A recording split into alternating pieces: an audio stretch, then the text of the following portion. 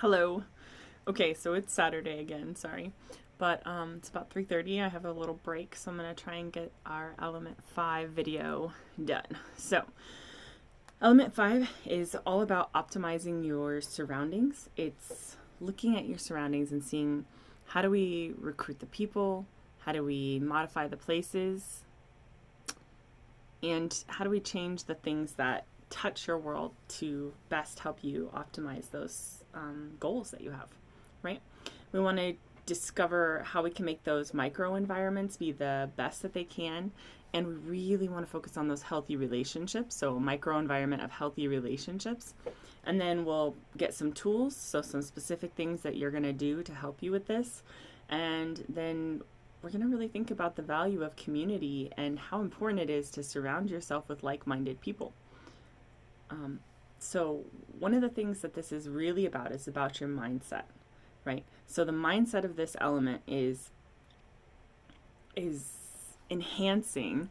So, it's not really like necessarily getting rid of or that, but enhancing the current relationships and your current connections and evaluating them and how they're helping you on your progress. So it's a mindset of enhancement and improving those connections.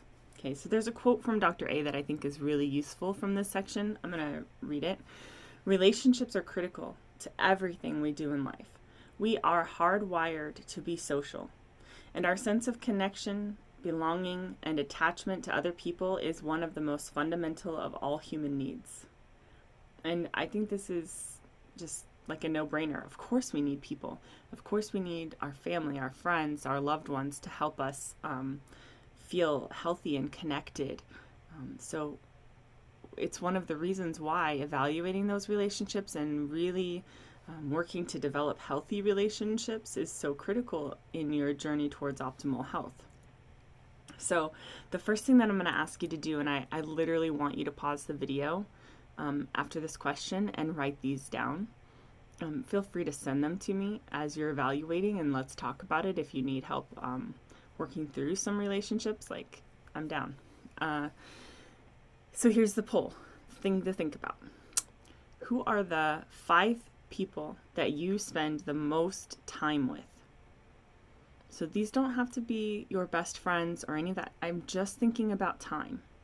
So who are the 5 people that you spend the most time with? Okay, write those down. Then I want you to evaluate how many of them are actually healthier than you. Okay, so when we think about that, I'm thinking about some of the people on my list from when I first started, because I live with my mom and dad, and then Larry and Anna, and then I have some friends that I spend a lot of time with either at work or whatever, right? Okay, of those people at first, I would say maybe one, if any, was healthier than me, right? Which, of course, I wasn't healthy, so this wasn't a very high bar, right? But what happened was, as I'm around my mom and dad, I'm around Anna, my daughter, and they are very much like, it's fine. If you just have some ice cream tonight, it's fine, if you just get a little one, like the single serve, that's fine. And my mom, you don't want to develop an unhealthy relationship with food. I'm 300 pounds. Spoiler alert, I already have an unhealthy relationship with food, right? So be careful with these people that are around you and some of the things that they're going to say that can lead you down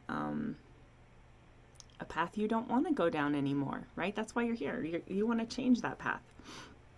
So for me, food was not fuel at this point when I first began. Food was a coping mechanism, right? I already had that unhealthy relationship with food that my mom was worried about. So I had to realize that not everybody around me was willing to encourage, was willing to participate in my improvement of myself. So one of the things that I did was I created some boundaries. And this, I did this with my coach. Like, Kristen helped me with this, like realizing one of the things that she, helped me realize, especially when dealing with my mom, You know, that people can only sabotage your journey if you give them the power to. So it's okay that my mom thinks that I look anorexic. It's okay that she thinks that, because compared to her, I probably do. You know, and it's all about perspective. So just remember this in your own journey too. People can only sabotage your journey if you give them the power to. So that's why we're going to get some tools to kind of help us not do that. That the biggest thing that I hope that you take away from this element is that you are in charge of how much you allow other people's actions and words to influence you. This is something that, you know, we grow up hearing, right? You can't control what other people do. You can only control your reaction. I feel like this should be tattooed on my forehead. I need to remember this often. I actually had an experience this week where I forgot and I didn't follow the steps, and I didn't follow the steps that I'm about to give you, and I gave myself a lot of stress. So we'll talk about that a little bit, you know, where we are on the process of learning our habits of health when we get there. Sorry, I get ahead of myself. So here's your 2 actions. The first things, the second things, I guess, after our list, the second thing that we want to do. I want you to identify some people, maybe they weren't on your list, but maybe some people who are cup fillers. These are the people that are just like constant cheerleaders, right? No matter what you decide to do or what you try to take on, they're like, yeah, you can do this. You know, I'm happy for you. I'm proud of you. Good. And then identify the takers, right? The ones who are a little more comfortable with being unhealthy, the ones who are more likely to tempt you, more likely to encourage you off of your path because of whatever reason. Identify them. Once you've identified them, then start being really intentional with where you're spending your time, right? If you are trying to get healthy, it's probably not a great idea to hang out at the candy store all day. Same kind of idea. If you're trying to get healthy, don't hang around people who are out drinking every night, right? Because it's not going to help you, okay? You don't need to cut people out of your life unless you want to. I mean, that's your choice. There might be people who really just aren't healthy for you. And, you know, if you need help, give me a call. But in general, we don't need to cut people out. We just need to set firm boundaries, right? We want to keep our yard, so to speak, our mental yard clean. So just like in your neighborhood, you might have a fence around your house, and you don't want people, you know, coming in and dropping their junk everywhere. It's kind of the same thing, you know. Let them stay on the outside, but don't let them in, right? We're not going to let them into our mind, and we're not going to let them change how we're thinking about things. Okay, so one of the things that I learned was that I want to invest the most of myself into the people who are also investing in themselves. Because if they're investing in themselves and I'm investing in myself, we're going to go up together.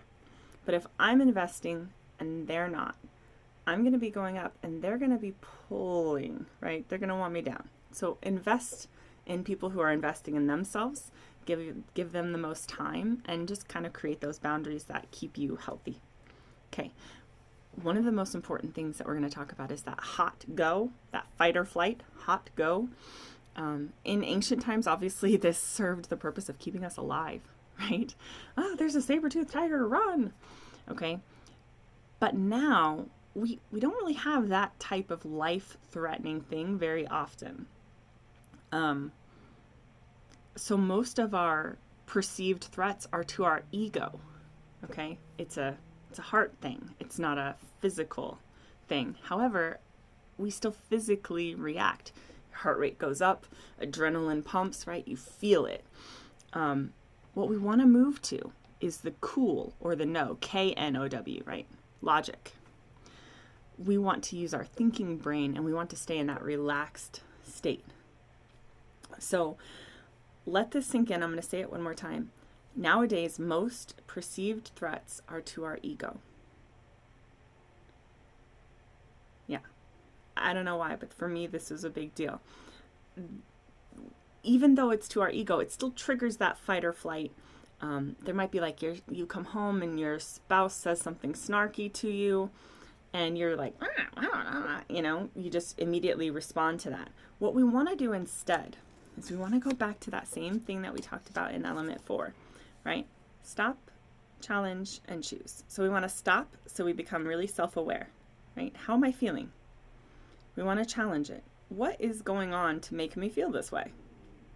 And then we want to choose a different path, or we want to choose our response. Whatever our response is going to be, we want to actively choose it. We do not just want to react, right? Because we talked about the difference between choosing and reacting, right? Or responding versus reacting. So this is where we kind of get into learning where we are in the habits of health stages. So, right, most of us started off in that unconscious incompetence. This is where we kind of have an idea of what it means to be healthy, but we don't have consistency. We don't have clarity on how to get there. And then we kind of move into conscious incompetence. This is where you decide to get on program, right? I realize that I don't know, or I realize I'm not healthy. I think I know how I want to get there, and I want to start laying out what I'm going to do. Now, most of us are into this level 3, conscious competence. This is where I am. This is where probably most of you are. We are working on applying the skills. We're getting feedback from our coaches, like you guys get feedback from me, I hope.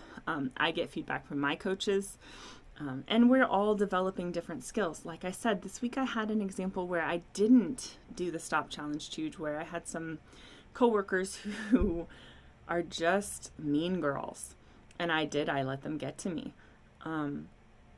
But I also wanted to tell you, Larry and I had a really good example of when Stop Challenge and Choose worked for us when we were at Sam's Club. And he and I both have like social anxiety, ridiculous levels. And it was on a Sunday, so it's really crowded and lots of people. And I was on my phone talking to clients, and that drives him crazy because he's trying to ask me questions and I can't focus. Yeah, so we both were getting further and further up on the anxiety scale and getting snarkier and shorter with our answers, you know. And I suddenly realized what was happening, which was wonderful, because in the past I would not have realized it. I would have just been like, why is he being such a jerk? You know. He wasn't. We both were. So I was able to stop. And I asked him to stop with me. And we both were like, hey, what's going on? You know, he's like, I really want you to put your phone away. I'm like, okay. I put my phone away, right? So we went through this process of these 4 questions. There's 4 important questions that you might want to go through. So what's happening, right? In that situation at Sam's Club, I was like, what's happening? We're both getting upset. I asked him to stop with me. Hey, do you notice this? We're both freaking out. What do we want to have happen? We want to finish grocery shopping. We want to go home and get done. Okay? So what is missing? In this case, it was my attention and maybe his patience, right? So I needed to put my phone away and I needed to focus. And then what's next? We finished. Okay, so 4 questions. What's happening? What do we want to have happen? What's missing? And then what's next? Okay, those are the 4 questions that we're going to ask ourselves when we get in this situation. Then the 4th stage of learning for your habit of health is unconscious competence. I don't know if I'll ever get here, but this is where you do it without thinking. You're just healthy. You don't have to think about it. According to Dr. A in the book, having people who are like-minded around you helps you with this. Okay, so this is another quote that I heard somewhere. I wrote it down. It is not the events of life that determine the outcome. It's our response to those events that determines the quality of life. And I just love that because it's so true. Just like this week, I could have had a better Wednesday if I had decided not to respond to those people that weren't being positive influences. When things are out of your control, don't put your focus there. Put your focus on those habits that you can control, because that's going to give you the most, bang for your buck, right? So make goals in the areas that you can control. Focus on what you can improve independently. And remember, again, when we talked about these goals and micro goals, these should be things that you can do every day to increase that habit. Because remember, Dr. A actually says it's 66 days to actually create a habit that's going to stick, not 21, right? So we really want to focus on the things that we can control and not give power to the things that we can't. So here's our final thought. I'm sorry this is 15 minutes long, but when you're having a reaction, you want to give yourself a minute. Take a breath. One of the things Dr. A suggests is taking a drink. So whenever somebody, this is something I want to try next time that these girls get to me. When they're saying something to you, take a drink. Nobody expects you to talk when you're taking a drink, right? So it gives you a minute to breathe. Take a second, and choose a response that's going to improve your health. You get to choose that. Stop, challenge that normal pattern, and choose something better. If you can, sleep on it before responding. And remember, we talked about above and below the line, right? So try to stay above the line in these communications and relationships where you are open, curious, you want to grow when you're challenged, you want to accept feedback, those type of things. And then try to smile. Even if somebody's saying something you don't want to hear, it's okay to smile and just accept feedback. Okay, so hopefully you thought about the 5 people you spend the most time with. Hopefully you thought about your cup fillers and the complacent people, and you're thinking about where you're going to spend your time and how you can create boundaries. If you need help with any of that, I'm just a text away. Give me a call. I hope you guys are all doing awesome. I can't wait to see all of your weigh-ins this week. I've seen so many amazing non-scale victories, and I am incredibly proud of everybody. Bye.